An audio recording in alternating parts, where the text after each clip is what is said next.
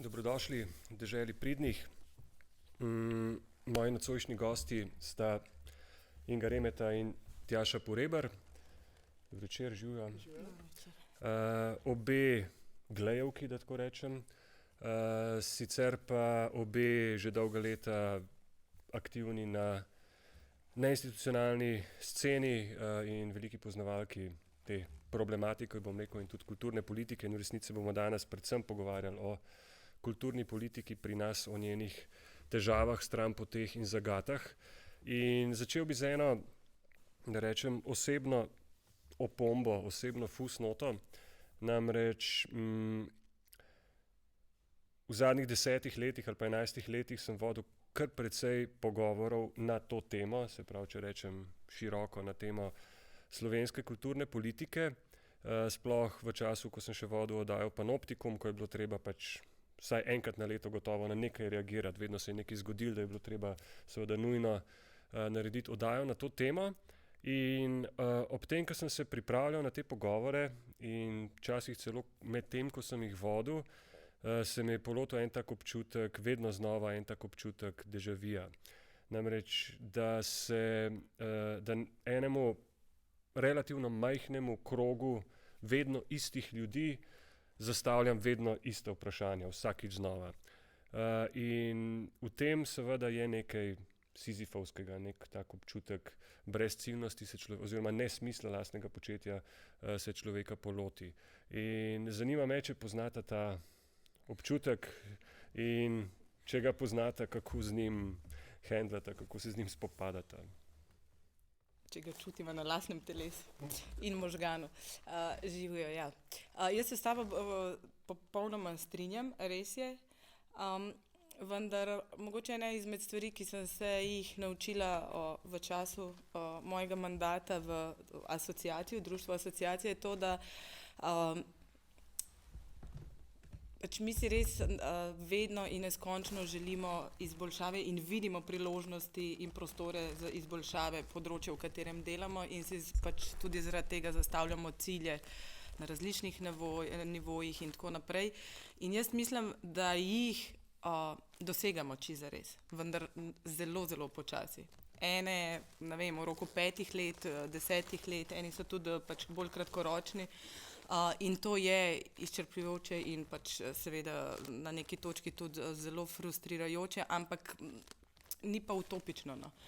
Jaz mislim, da v tem času smo uspeli na različnih nivojih dejansko doseči velike in pomembne stvari, ne vem, od pač programskega financiranja, ne vem, če zelo, zelo generaliziram, do vzpostavitve, ne vem, nekaterih prostorov, ki delujejo, ne vem, na velikih nivojih je.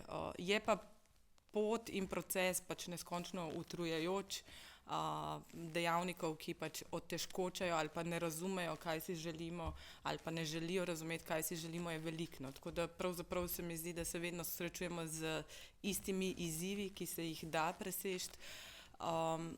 Je pa mogoče tule moment, ne vem, ko se preizprašujemo sami sebe, zakaj in a bomo v nedogled pač prepričevali in res skušali pač prepričati ljudi, da to, kar mi potrebujemo in to, kar mi počnemo, je skupno dobro, da je pač dobro in da so to res neke stvari, ki so pač nujno potrebne za optimum delovanja, ne.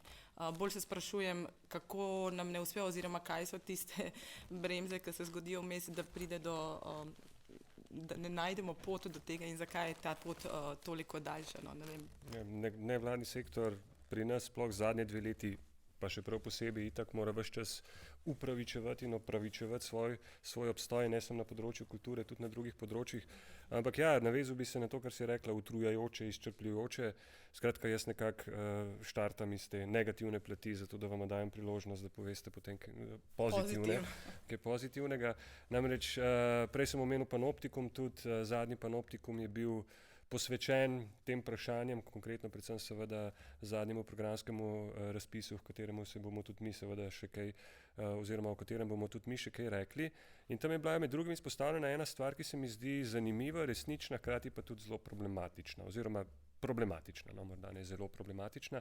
Namreč, da je nevladniška scena, ko govorimo o kulturi, na splošno, pa tudi recimo o prizoritvenih umetnostih, neke vrste valilnica, da iz nje, in Glej je lep primer take valilnice, ne, če gledamo pač zgodovino Gleja, vidimo, da so v Gleju delali praktično vsi, ki so potem kasneje naredili pomembne stvari v slovenskem gledališču, ali pa so te pomembne stvari naredili že v samem Gleju in to zadnjih 50 let. Ampak kaj je pa tista nevarnost, ki se mi zdi, da tukaj preži?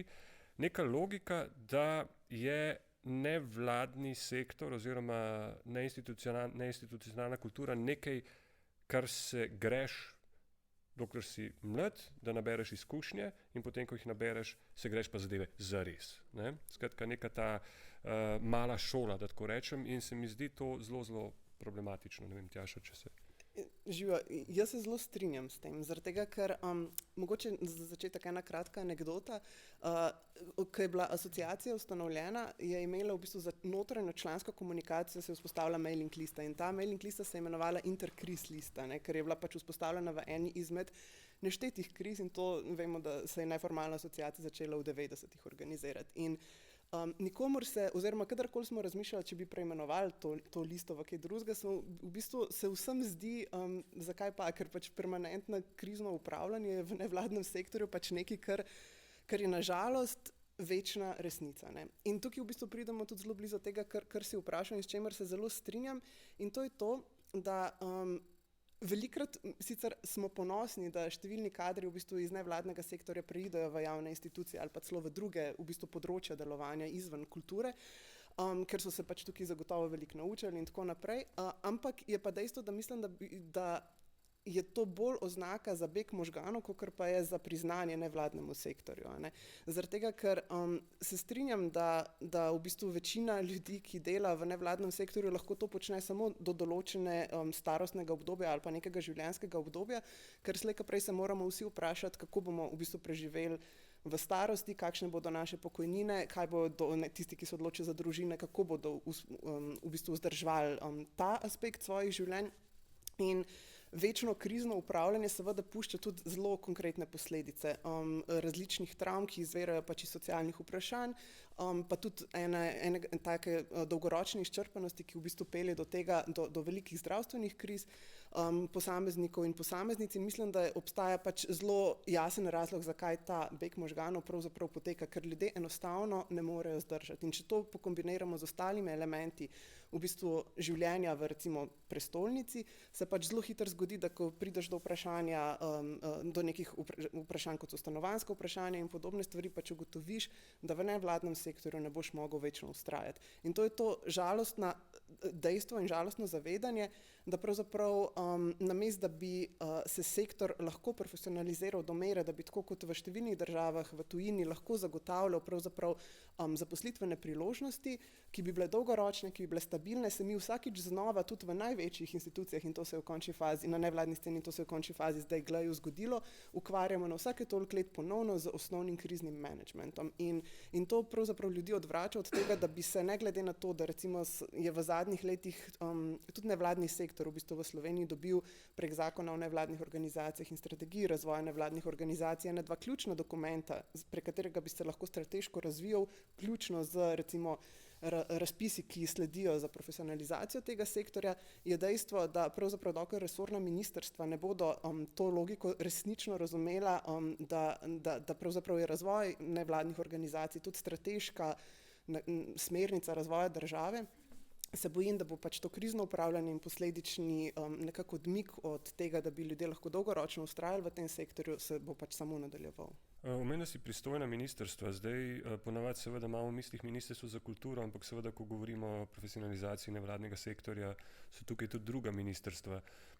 Pa če smo zdaj res aktualni, se pravi vezani na to oblast, na aktualno vlado, kolikor poznam izkušnje drugih nevladnih organizacij, je ravno Ministrstvo za kulturo tisto, ki je bilo v zadnjih 2 letih daleč najslabši sogovornik, ko govorimo o nevladnem sektorju pri nas. Kakšne so pa vajine izkušnje recimo z Ministrstvom za javno upravo, ki je v bistvu tudi zelo povezano s tem področjem?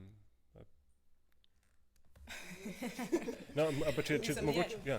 če mogoče še z eno čist kratko anekdoto iz glasbenega sveta.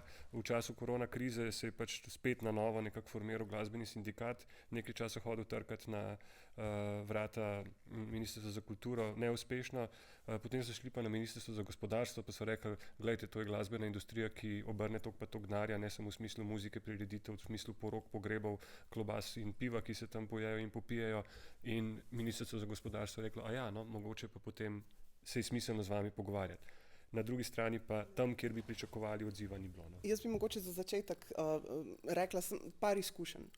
Ko sem bila še na asociaciji in smo se recimo da bi rekla tako, naše največje zagovorniške zmage v tistih, recimo, koliko sem bila 5 let tam, so bile v resnici zmage, ki smo jih dosegli na Ministrstvu za gospodarstvo in na Ministrstvu za javno upravo kot temu matičnemu upravljavcu. In asociacija je bila v tistem času pravzaprav financirana prek enega razpisa, ki ga je vodilo Ministrstvo za javno upravo. In največji šok v bistvu celotni ekipi je takrat bil, da so uslužbenke, se pravi administratorke, ki so delale oziroma delajo na Ministrstvu za javno upravo, hodile v naše pisarne, hodile na naše dogodke, njih je zanimalo, kaj počnemo in so v bistvu vsakič, ko smo, ne vem, dosegli nek uspeh ali pa karkoli podobnega ali pa zaključili nek projekt, so to razumele kot uspeh svojega oddelka na Ministrstvu za javno upravo. In to je miselni preskok, ki ga na kulturi pač mi nismo mogli zares zapopasti, ker je bilo tako zelo različno od načina tretiranja v bistvu deležnika, ki ga ti na matičnem ministrstvu imaš, ne?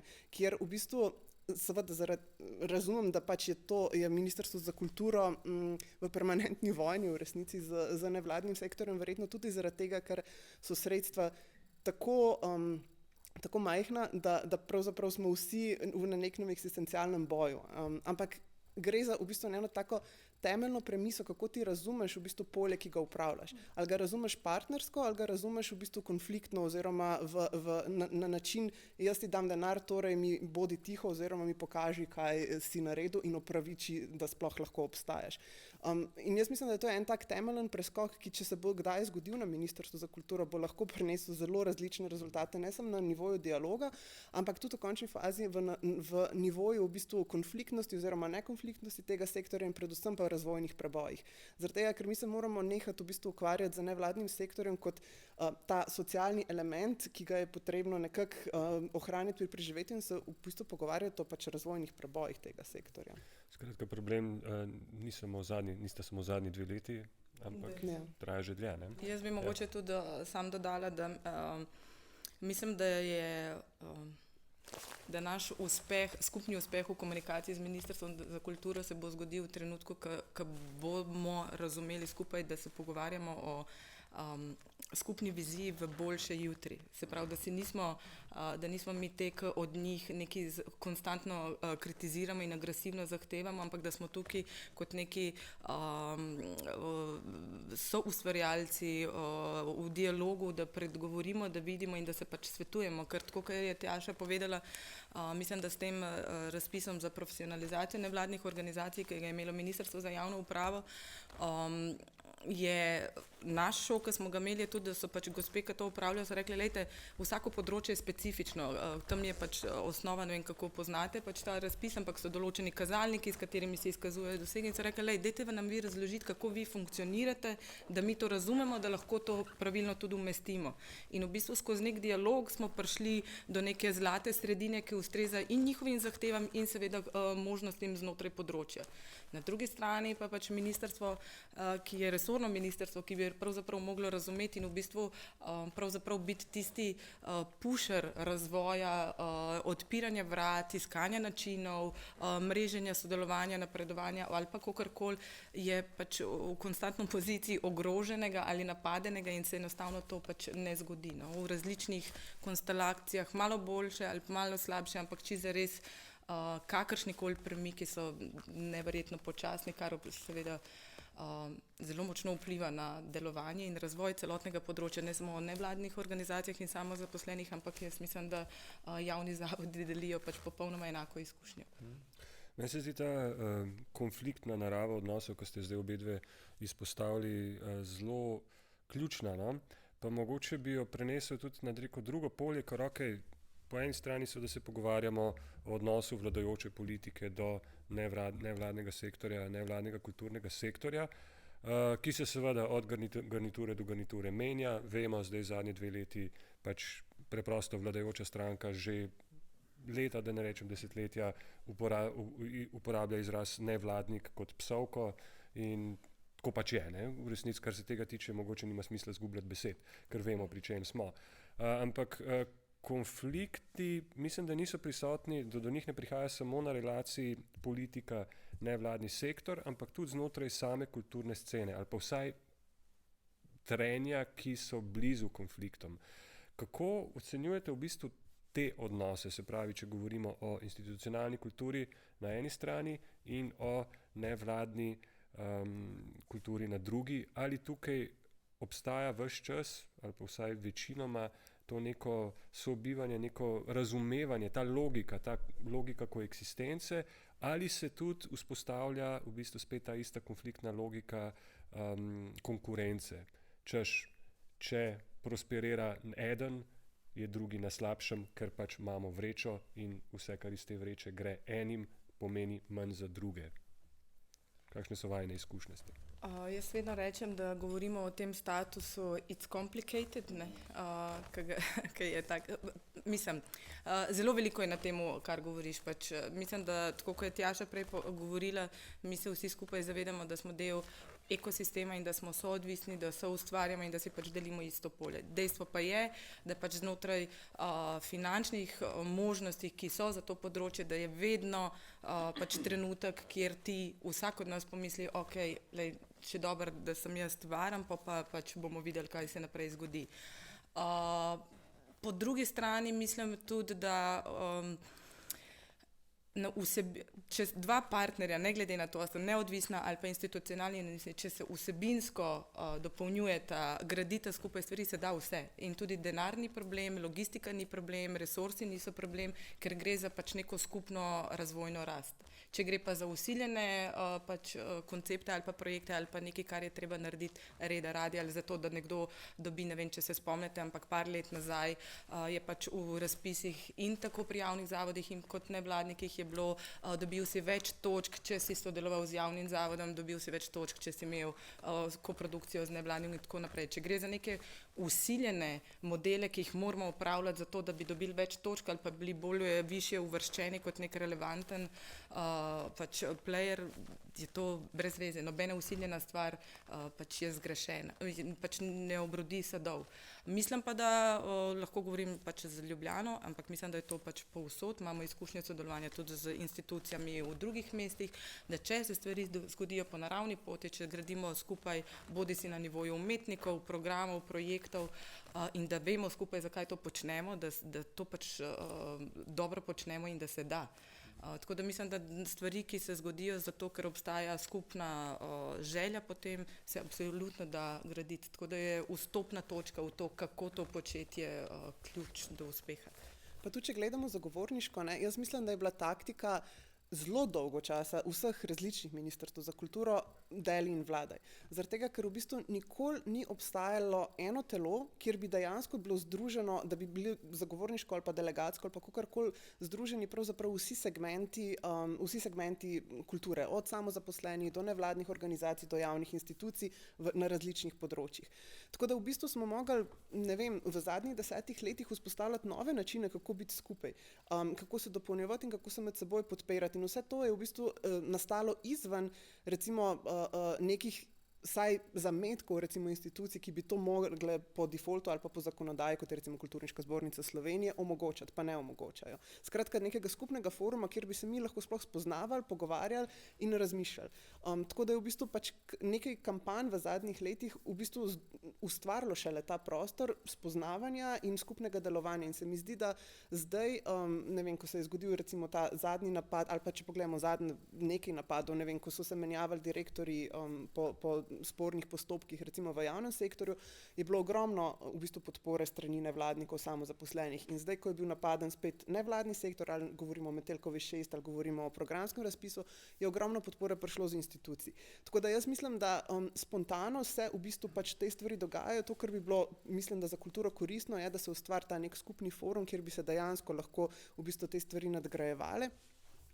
In tudi mogoče presegale v bistvu to neko dejstvo, ki pa pač obstaja, da so resursi omejeni in da seveda pač vlada v resnici na tem področju en tak zelo brutalen boj za te resurse, pa naj bojo to resursi v smislu denarja ali pa resursi v smislu pač prostora in da seveda tukaj v bistvu je treba ekstra veliko pozornosti namenjati temu, da ne prihajajo do konfliktov zaradi teh resursov, ker to mislim, da ni pač produktivno. Bi pa sam še to rekla, mislim, da se bomo v nacionalnem programu za kulturo še pogovarjali, ampak mislim, da recimo je nacionalni program za kulturo tokrat zametek v bistvu novega konfliktnega odnosa v kulturi, zaradi tega, ker tako zelo zamaje in poseže v neko bolj ali manj naravno ravnovesje med institucijo in nevladno sceno, da se mi zdi, da se bodo vsa v bistvu vzpostavljena ravnovesja sistemsko porušila. In mislim, da bo to privedlo dolgoročno, če bo ta program sprejet oziroma če se bo še hujše začel izvajati, ker se sicer ni neke velike nevarnosti, ker se do zdaj skoraj noben ni, ampak vseeno pač, recimo, če jih jemljemo resno, se mi zdi, da pač potencialno je to lahko en velik vir konflikta. Ja, zakaj bi se vračal kasneje, zdaj si pač načela to temo, pa se mi zdi pomembna, pa tudi vidve sta v to bolj posvečeni, mislim, da ne samo kot jaz, ampak kot večina, spremljate nekak nastanek tega dokumenta. In ja, kako ga komentirate? En problem si izpostavlja zdaj, zakaj naj bi do tega prišlo, oziroma kaj v dokumentu piše, kar implicira to, kar praviš. Mogoče je to bolj v bistvu vprašanje za Ingo, ampak čisto na kratko se mi zdi stvar, na katero sem se nanašala, je, da v bistvu novi nacionalni program za kulturo predvideva, bere se tako, da predvideva tesnejše sodelovanje med nevladnim sektorjem in institucijami. Ampak to, kar pa v resnici ustvarja podrejen odnos za določen segment v bistvu nevladnega sektorja, ki je bolj fleksibilen, ker recimo ne upravlja prostore, ker nima toliko zaposlenih in lahko z določenimi programi lažje vstopa v kratkoročne sodelovanja z institucijami. Medtem ko v bistvu to večanje odvisnosti v bistvu od institucij, namesto da bi se pač direktno financirale in podpirale razvoj pač nevladnega sektorja kot takšnega, pa vodi v to deprofesionalizacijo vseh tistih, ki smo pač v zadnjih desetletjih vseeno naredili veliko korakov, ki so bili težki, k temu, da se sektor profesionalizira, zaposluje, upravlja s prostori in ostalimi resursi.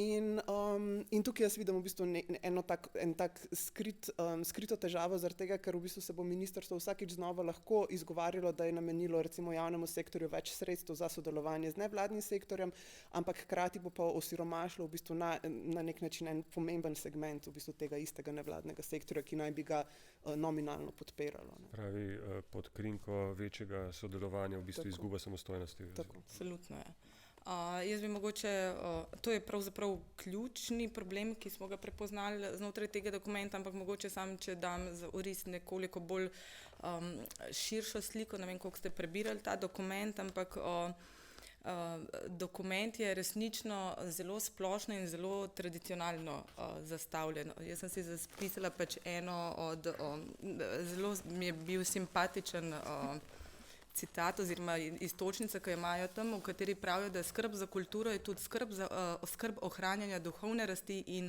narodne zavesti. In tako naprej. Treba je pač oplemenititi in tako naprej radio in televizijo, ki pa je edini relevantni medij, ki bla bla bla bla. Skratka, mislim, da smo ponovno in znova popolnoma spregledali, pa res zdaj bom zelo teoretična, ampak še posebej v zadnjih 2 letih tega covida in pač težav, s katerimi se srečujemo, je ravno za področje kulture bilo na evropski ali pa svetovni ravni narejeno ogromno raziskav, s kateri so se ali smo se pač trudili na čim več načinov dokazati in pokazati pomembnost in dejansko tudi učinke kulture. In pač mnoge raziskave kažejo na to, da v bistvu duhovna rast in narodna zavest je pač absolutno pomembna, ampak to je in bo ostalo, ampak je še mnogo kaj več.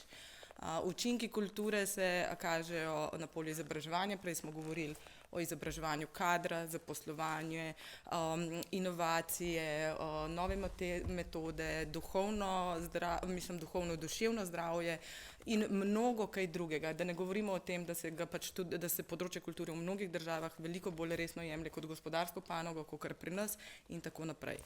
Torej, širine in kompleksnosti in vsega tega, kaj kultura in umetnost zares počneta, žal v tem dokumentu pač ni videti. Zelo ozko smo usmerjeni v to, kaj je narod, kaj je jezik in kaj mi moramo skozi to početi, s čim ni absolutno nič narobe, ampak mislim, da se je vmes marsikaj zgodilo in tisti, ki pač delamo na področju kulture, vemo, da se je. In ravno iz istega pač nekega vzorca ali pa načina razmišljanja smo prišli do tega, kar je zdaj pač Tjaša govorila. Se pravi, nacionalni program vidi pač javno inštitucijo kot steber, znotraj katere se lahko hrani področje, bodisi skozi nevladne organizacije, bodisi skozi samozaposlene.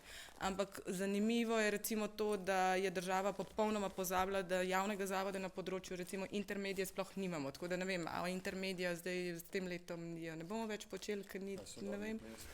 Sodobni ples, ki pač je kot tak prisoten pač absolutno na nevladni sceni in mnogo kaj drugega. Pač to je res, zdaj izpostavljam res kardinalne neke spodrsljaje, ki se nam zdijo skrajno problematični, ampak če se vrnem na nevladne organizacije in samozaposlene, res zelo banalno ali pa nično omenjeni so v tem. Ko se govori o investicijah v opremo, v prostore, nas pač nikjer ni omenjenih. Pričem je pač mogoče dokument kot tak sporen iz nekih pravnih vidikov, pač mi imamo zakon o društvih, ki v bistvu je zdaj, odkar je spremenjen, absolutno predvideva, da so nevladne organizacije neprofitne, tako da ne vem, na kakšen način vidijo združevanje javnih zavodov, ki pač so lahko profitni in nas, ki nismo neprofitni, kako dinamika tega bo zares, kdo pa ta profit dobi in ne dobi. Mislim, zelo nelogične stvari, pri katerih se ravno tako tudi vidi, da pač nekih strategij razvoja nevladnih organizacij sploh ni bilo upoštevano, niti prebrano in tako naprej.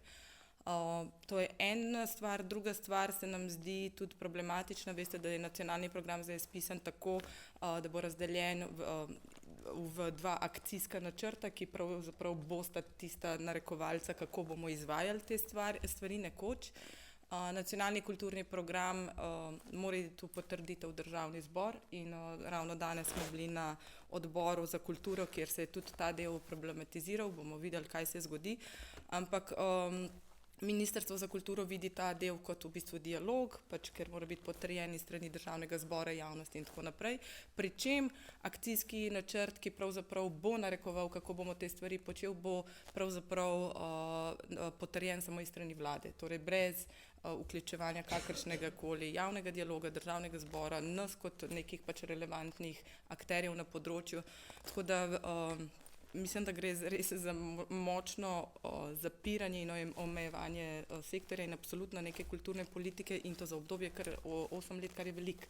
Pa jaz bi mogoče sam še to dodala, da je to v bistvu že drugi zaporedni nacionalni program za kulturo, ki je prišel do točke, da je v Državnem zboru, ki je bil v bistvu sprejet brez resne javne razprave, ki bi omogočala kakršnokoli resno intervencijo v dokument, ki zdaj trenutno seveda pač služi, po mojem mnenju, v bistvu inštaliranju kulture na nek način instrumentaliziranju kulture v bistvu za neko politično agendo repatriarhalizacije družbe, retradicionalizacije družbe in tako naprej. In zdi se mi, da če že sprejemamo nek najbolj širok možen strateški vrhovni dokument, v bistvu, ki naj bi za naslednjih 8 let upravljal kulturo, mislim, da tukaj pač brez nekega javnega dialoga o tej temi ne moremo iti. In javni dialog pač ni to, da ti obesaš na e-demokracijo, kjer pač nihče tega ne bere, razen mogoče nekaj ljudi, ki se s tem profesionalno ukvarja. Pač to ni javni dialog. In če ti v bistvu tako prek glasovalne mašinerije ne sprejmeš pravzaprav nobenega amandmaja k dokumentu, ki pravzaprav se ga verjetno niti ne da amandmirati ali pa spremeniti, ker je pač kot celota v resnici toliko sporen. To pač spet ni strateški dokument, ki bi ga lahko akterji znotraj kulture sprejemali kot nekaj, kar je dejansko lahko vodilo in usmeritev za izvajanje kulturnih politik. In to je ista težava, ki se ponavlja vsakič znova in to je tudi razlog, zakaj je pravzaprav prejšnji nacionalni program za kulturo pod ministrom Peršakom, ker potem naslednja garnitura ga ni uspela speljati tako daleč do parlamenta, je v bistvu padel. Torej bi bilo bolje, če bi nacionalni program za kulturo pisali na Ministrstvu za javno upravo. Mislim, da bi bilo prav, da bi ga pisali v javnosti, pač kdorkoli bi ga že upravljal s tem. No, če sem malo ciničen, kar nas lahko tolaži, je to, kar sta uvodoma rekli, ne vem, ko smo prišli na to temo, ne vem, katero odvajajo to, da v končni fazi nacionalnih programov za kulturo nismo še nikoli zares uresničevali in izvajali, tako da Ja, ampak nažalost se mi zdi, da je pač se na polju kulturne politike prevečkrat zadovoljimo s tem, da kakšno stvar preprečimo oziroma da ohranjamo status quo, ki je pa pač potapljajoča ladja že zelo dolg časa in zaradi tega v bistvu ne glede na to, da je večina največjih zagovorniških zmag to, da v bistvu se nič ne spremeni, ker je pač vsaka sprememba v resnici sprememba na slabše in to ni pač neka splošna trditev, ampak je v bistvu nekaj, kar lahko z raziskavami in primerjavami pač dejansko potrdimo. Jaz bi si želela, da bi kdaj imeli lahko ambiciozno debato o tem, kako spremeniti kulturno politiko na nekaj več kot ohranjanje statusa quo tam nekje z vodo do tukaj. Ne? Ja, sicer mislim, protiargument, ne, ki bi ti ga zdaj takoj seveda serviral nekdo z vladne strani oziroma bi nam ga serviral, če bi slučajno prišel sem, se nekako navezuje tudi na izjavo, ki je dal naš premier ob prazniku, češ, da se odnos oblasti do kulture ne meri v besedah, ampak v dejanjih in številkah. Ne. In ja, vemo, o teh številkah je bilo danes zelo veliko govora tudi na tiskovni konferenci, ki ste jo organizirali na asociaciji. In številke so zanimiva reč, ne, ker same po sebi povejo bore malo oziroma jih je seveda treba znati oziroma interpretirati in tudi razumeti, kaj se za njimi skriva. In zdaj po eni strani govorimo o rekordnem proračunu, po drugi strani vemo, da sploh na polju uprizoritvenih umetnosti oziroma nevladnih organizacij, ki se ukvarjajo z uprizoritvenimi umetnostmi, je prišlo do hudega šoka pred kratkim seveda z razpisom. Zdaj, zaradi tega sem dal naslov pogovora strategije preživetja in zdaj vaju sprašujem kot glejavki, ne, kakšne so strategije preživetja, kaj boste storili? Jaz bi se mogoče samo vrnila še preden začnemo o teh strategijah k številkam. Ne. Jaz mislim, da je pri številkah vedno tako, da je odvisno pod kakšno mašnico jih zapakiraš. Ne. In je neskončno lepo, da smo res priča najvišjemu pač proračunu, drži.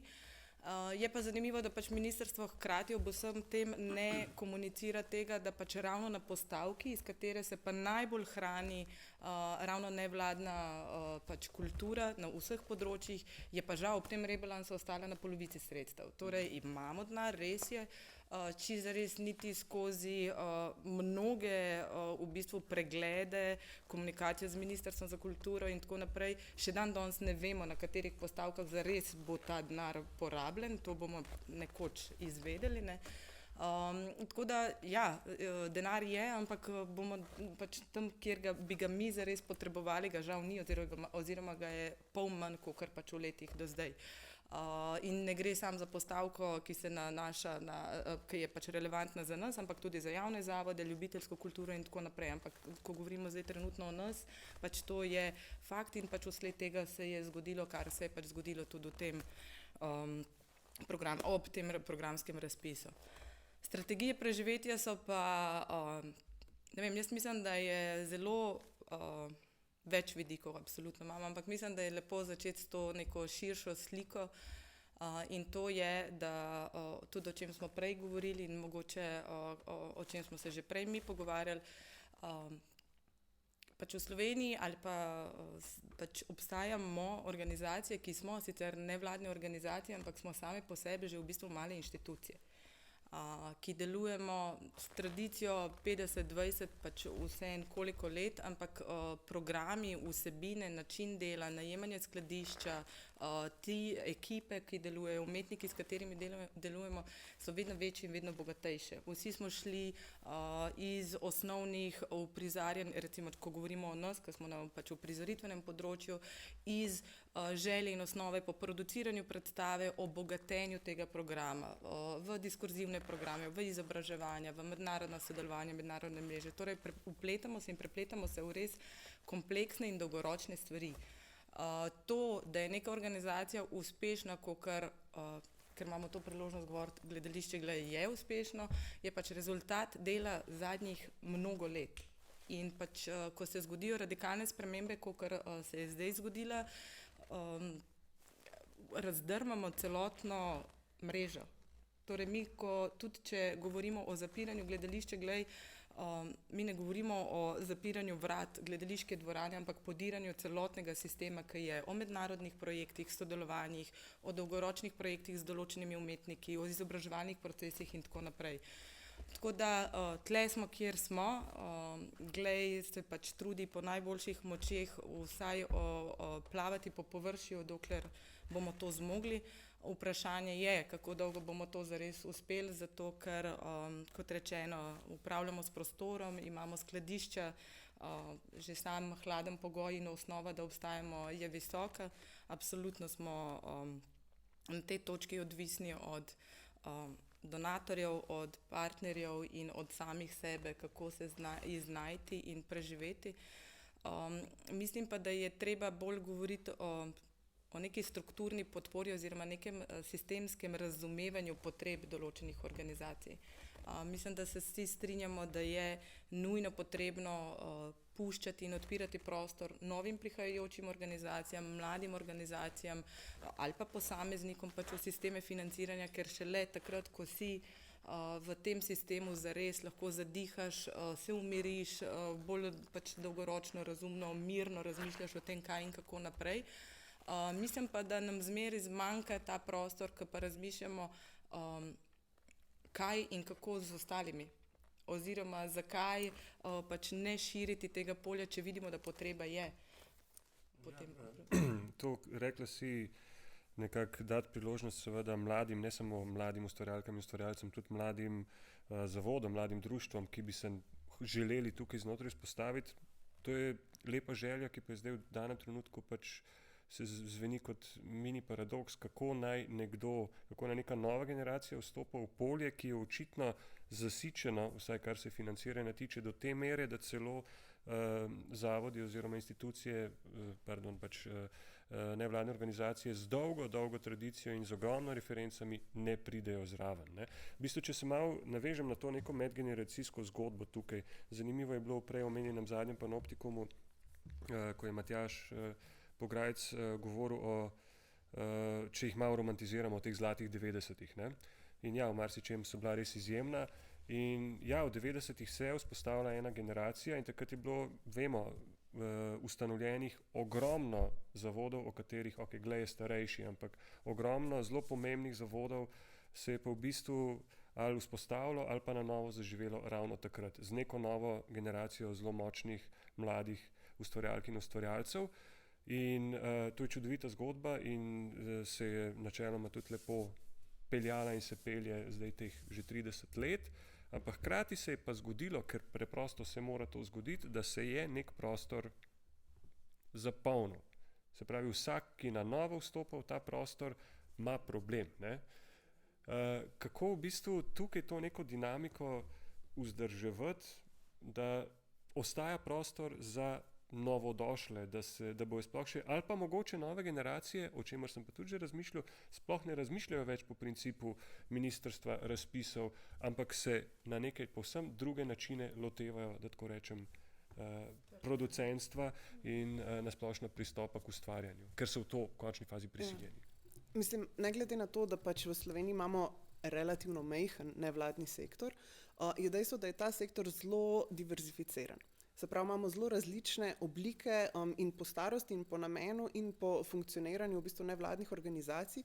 In ne vem, spomnim se, da smo preden smo dobili razpis, smo nekako rekli, dajmo razmisliti, kdo se je prijavil, kdo je tako. In mislim, da smo našteli 15-16 organizacij, za katere lahko damo še zdaj roko v ogenj, da katerakoli od njih bi na uprizoritvenem področju, in dobila jih je samo 8, pač dobila ta sredstva, bi rekli, vsaka čast, to si zaslužijo.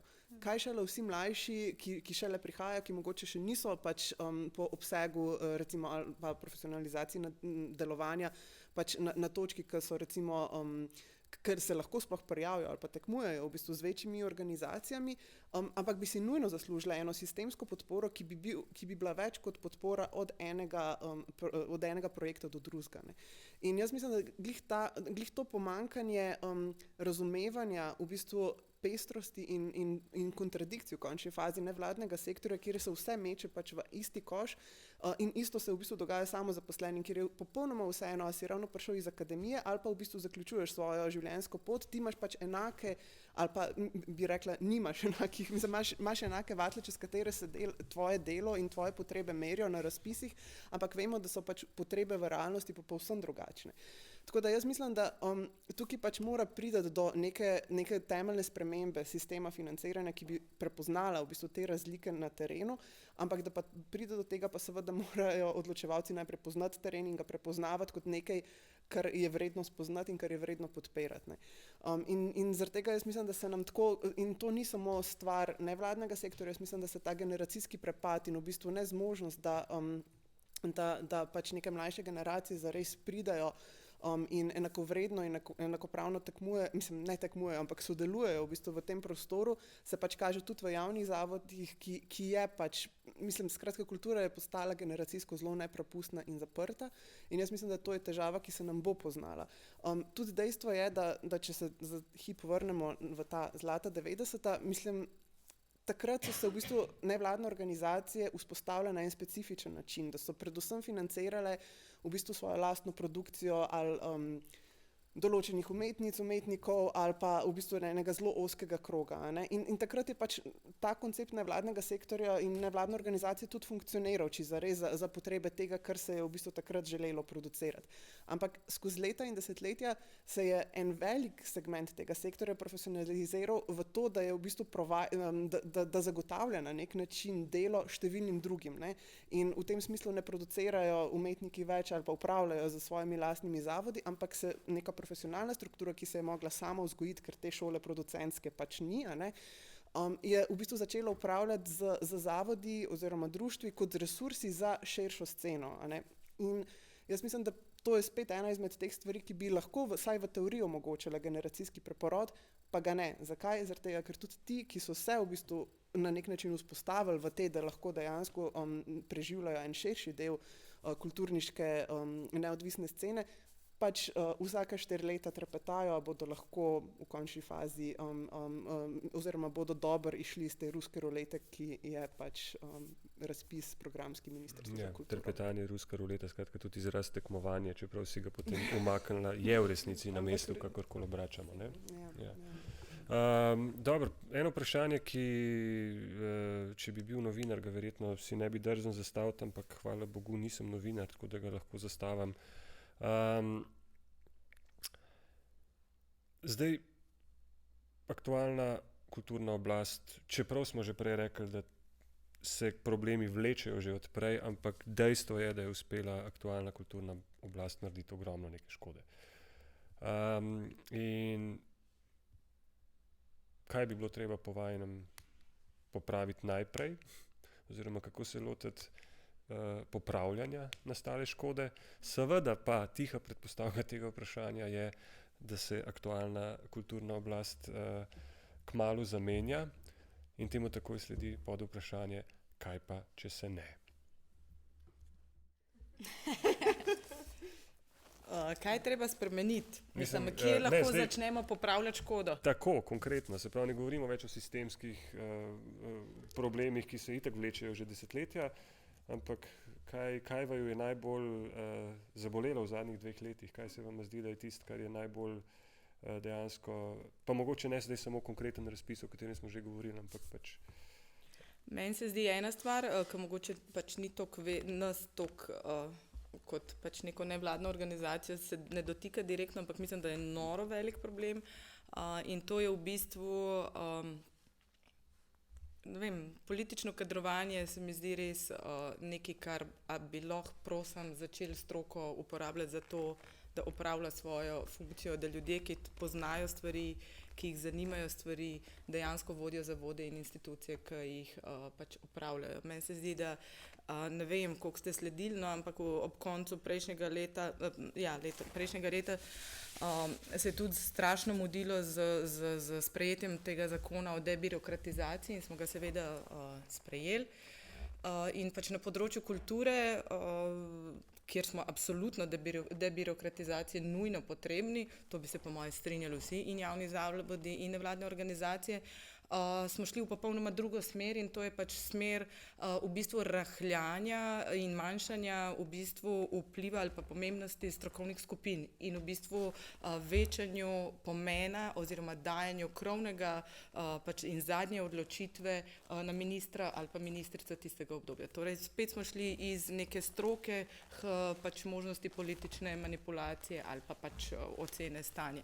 Tako da meni se zdi, da je to ena taka stvar, ljudje, ki pač delamo na tem področju, ki vemo, da je res, kot smo na začetku govorili, izčrpajoče, naporno in tako naprej, bi si res želeli, da tisti, ki to pač stroko, znanjem, izkušnjami in seveda ljubeznijo to počnemo, da dajmo to početi, ker to znamo in smo pač v tem dobri. Zdaj pa, če grem na pač neke strukturne in sistemske stvari, mnogo tega je za pač narediti. O pač ureditvi sistemskega financiranja, o katerem govorimo že pač leta in leta, o vrnitvi interventnih sredstev ali pa dodatnih sredstev za mednarodna gostovanja, ki smo jih ravno tako imeli, o programih, še dodatna sredstva za ta, ki so kar naenkrat izginile in jih ni. Da ne govorimo o pač samozaposlenih, pri katerih pa je še in še pač široko polje stvari, od bolniških do kariernih dinamik, do štipendij in tako naprej. No. Tako da jaz mislim, da prostora in dela, kaj vse za narediti, je zelo veliko. Mislim, da nam je in ljudem na uni strani in nam precej jasno, kaj vprašanje pač s koliko želje in res nekega entuzijazma, da se to zares zgodi, se bo tudi zgodilo. Ne. In seveda, če se navežemo na to, da ne pride do spremembe, mislim, da nas bo 30% zapustilo poslovne prostore in šli za Bolt delati. Res dosti je bilo. Ampak ja, res boriti se z mlini na veter je pač na neki točki imaš dovolj. Meni se zdi tudi, ko smo prej se pogovarjali o teh mlajših generacijah, mi vsi smo tudi prišli v ta neka zdarela leta, v katerih si tudi mislimo, pa dobro, koliko še časa mi moramo prepričevati splošno javnost, strokovno javnost, da to, kar mi počnemo, je res zahtevno delo, da to ni hobi, ampak da to so pomembne stvari, da je to pač relevanten posel, panoga ali pa kakorkoli hočemo, kot vse druge. Tako da, ne vem, Tjaša, imaš ti kakšen bolj konkreten? Jaz mislim, da vsako vojno je treba pač končati z enim primerjem, ki potem lahko omogoča, da namesto tem, da se ukvarjamo z obnovo, ali pa bom rekla drugače, namesto da se ukvarjamo s tem, da preštevamo žrtve, in teh je bilo v zadnjih 2 letih pač ogromno na polju kulture, ker tukaj vlada vojna. Jaz mislim, da pač je najprej treba skleniti premirje in od te točke naprej v bistvu se pogovoriti o triaži, ker tudi ta bo potrebna in to nam je vsem jasno, ker mislim, da pač to, kar prihaja, ne glede na to, kdo bo v bistvu državo upravljal naprej, bo upravljavec krize in mislim, da se bo na kulturi to poznalo in potem na vojno dodati še gospodarsko krizo, je pač slab obet, ampak mislim, da je zelo realističen. Tako da jaz mislim, da se moramo pač kot skupno začeti pogovarjati, ampak zato seveda rabimo sogovornika na Maistrovi in samo upamo lahko, da pač se bo on zgodil oziroma ona. Jaz imam še precej stvari, ki bi vaju vprašal, ampak nekako imam občutek, da smo danes vsaj delno, da rečem, v krogu zainteresirane javnosti, vsaj tako sem bil obveščen, iskreno ne vidim vas, da bi zdaj znal. No, okay. Skratka, sem prepričan, da je v publiki marsikdo, ki bi si želel kaj povedati ali pa vprašati ali pa pokomentirati od vsega tega, kar je bilo povedano, tako da bi mogoče malo prej kot sicer sem tega vajen odprl tale naš oder oziroma odprl tole debato. Pa glede na to, da imam luč Karonak v glavo, dajte kar spregovoriti, ker dvignjene roke ne bom videl. ali pa če tako naredim. Mislim, da po 2 letih noben ima več noben. Mislim, da smo pri točki Sizifovega dela in tem, ki se pogovarjamo. Ne, sem čas jim je treba dati, veš. Res je, res je.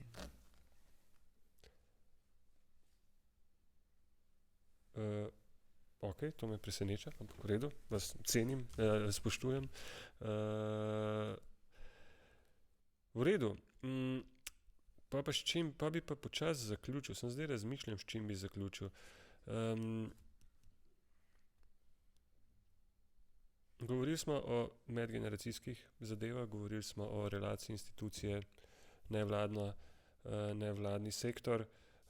Ena stvar, ki pa sta jo omenili tik preden, oziroma ko smo se srečali pred pogovorom, ki je pa tudi znak nečesa, je pa, ko govorimo o nevladnem sektorju in o producentskem poklicu, njegova izrazita feminizacija. Res je. Ja. Mislim, da smo, ne vem, ravno kakšnega pol leta nazaj v pisarni sedeli, mogoče ob trenutku, ker nas je še Jure Novak zapustil in smo ostale same v pisarni. Ne, hecam se, ampak ja, zgodilo se je pač ob tem trenutku in potem smo se tudi s kolegi pogovarjali in v bistvu ugotavljamo, da nekako vodenje ali pa delovanje na področju nevladnih organizacij opažamo pač vedno več ženskih, ki to delo čisto res opravljajo. Nekaj recimo, če pogledamo pa institucije, pa če pogledamo gledališke hiše, ok, Nova Gorica po novem. No, pa Novi Gorici je bila tudi prej. Pa se ne gre, se imamo tudi Celje, pa Koper. Okay, pardon, mislim, da je to tudi neka stvar, ki se dogaja v tujini, ker nas je pač, ne vem, vedno več. Jaz bi to zelo povezala tudi z trenutkom, ko govorimo o izčrpanosti, o pač dejstvih, da pridejo družine in z njimi obveznosti. Pač na neki točki sami veste, da je projektno delo pač neskončno naporno in zelo nestabilno in ob seveda obsegu in načinu dela, ki ga imamo, je pač nevzdržno. In je seveda... Ne, sej, da ne bo pomote, mi smo se o tem prej pogovarjali, sem da razložim vse malo na širše. Ne, pač, ko zastavljam vprašanje feminizacije, po eni strani je to nekaj, kar absolutno pozdravljam, se pravi ženske na vodstvenih položajih, po drugi strani je pa žalostno dejstvo, da ponavadi, ko se nek poklic feminizira, je to znak tega, da je ta poklic podplačan, prekaren, skratka slabši kot nekateri drugi poklici, ki pa smo jih seveda prevzeli. V to smer sem pelala in pač mislim, da absolutno se tukaj lahko strinjamo. Ne vem, tako kot si ti tudi med tem pač pogovoru tudi povedal, pač ponavadi ženske režiserke proti koncu ali pa na vrhuncu svoje kariere na neki točki zaidejo v lutkovno gledališče ali pa pišejo pač pravljice za otroke, ki so res tam dobre. Ne. Redke so, ki pač dobijo priložnost pisati ali pa režirati neke pač malo bolj zajetne stvari. Ne vem, meni se zdi, da smo na samem začetku bili čisto res, super, kako nam dobro gre, končno nam je uspelo, tudi mi smo na pozicijah, ampak pol v bistvu ob tej naivnosti ugotoviš, da dejansko pač gre za, ne bom rekla, deprivilegirano pozicijo, ne bom šla tako daleč, ampak dejstvo je, da pač se nas absolutno na tem nivoju ne obravnava na enak način in pač je to neka merilna enota, ki je povezana s financami in pač stabilnostjo. In jaz mislim, da eden izmed zanimivih za slovenski kontekst na to temo je mesto, Urško vidim tam, ja, Mesto žensk je pred leti naredilo neko mini raziskavo, ki kaže v bistvu, koliko malo žensk je nagrajenih v kulturi, ne glede na to, da prevladujejo v bistvu v kulturnem sektorju kot izvajalke oziroma kot upravljavke, či zares. Saj v določenih segmentih. In jaz mislim, da ta diskrepanca v bistvu med priznanjem tega dela in dejanskim upravljanjem tega dela kaže točno na to težavo, da se ne glede na to, da mislim, da lahko vsi pozdravimo močne ženske kolektive, ki so nastali v bistvu v kulturi, da se žal dogaja to tudi zaradi tega, ker je ta prostor seveda izprazen, hkrati pa še vedno izjemno patriarhalen. Tako da jaz mislim, da tukaj pač je ena težava, ki ostaja. Po drugi strani se mi pa vedno zdi, ne, da je margina vedno tudi prostor boja. In prostor, kjer se lahko v bistvu ene zelo zanimive stvari začenjajo dogajati, če to margino ne jemljemo pač vedno kot, ne glede na to, da je pač absolutno deprivilegirana, ampak da v bistvu margino poskušamo razumeti tudi kot prostor organiziranja in gradnje neke kontramoči. In jaz mislim, da tukaj pa potem spet ti močni ženski kolektivi ali pa kolektivi, ki so odprti tudi v resnici za vse spole, se pravi ne samo za ženske, se mi zdi, da potem lahko tukaj vidimo en zanimiv premik, ki se lahko zgodi k večji egalitarnosti in neki radikalni enakosti in je lahko mogoče tudi v vsej svoji bedi, prekarnosti, ki jo prinaša v resnici mogoče tudi prostor enega zanimivega organiziranja in nekih novih političnih inovacij. In mogoče pa lahko s to mislijo, ki je precej idealistična. Razen, če nima Urška kaj za povedati. Ampak mogoče pa pač, da se ne bo vsak pogovor o kulturni politiki tako neskončno depresivno končal. Super je to, samo jaz ne bi zaključil s tem, zares zaključil, ampak bi zaključil z vabilom. Namreč en blazno pomemben element gledališča in kulture in umetnosti nasploh je seveda skupnost, ki se vzpostavi v gledališkem dogodku in prostori, ki imajo srečo, da imajo poleg uprizoritvenega prostora tudi šank, so v tem smislu še toliko bolj dragoceni, zato ker se lahko ta skupnost preseli iz te iz formalnega dogodka v neko bolj neformalno okolje in tam nadaljuje s pogovorom. Tako da predlagam, da opozarjam vas prvič zaradi tega, ker ko boste šli ven, se ne zaletite v klubski šank, morate iti desno pa nazaj, skratka, vljudno vabljeni na pijačo. Tja vas vabim tudi zato, ker vem, da fantje dol, tako kot marsikdo drug, dihajo na škrge, tako da jih je fajn malo podpreti. Pa tudi zaradi tega, ker je bil res dolg ponedeljek, pa mi smo že prej rekli, nekaj časa se pogovarjamo, pa gremo pa na pivo in zdaj povabimo tudi vas ostale, da pri tem se nam pridružite. To, hvala vama. Jaz bom tako rekel, uvodoma sem razlagal o tem, kako veliko pogovorov na temo kulturne politike sem vodil. Iskreno povedano, vmes se mi je zgodilo tudi to, da sem se dolgočasil, pa ne zaradi gostov, dolgočasil sem samega sebe. Ali pa me je že začela dolgočasiti tema. No in res hvala za to, ker se nocoj nisem dolgočasil niti za trenutek. Tjaša Poreber, Inga Remeta, hvala za pogovor, vam hvala za obisk, se vidimo dol. To je to. Hvala.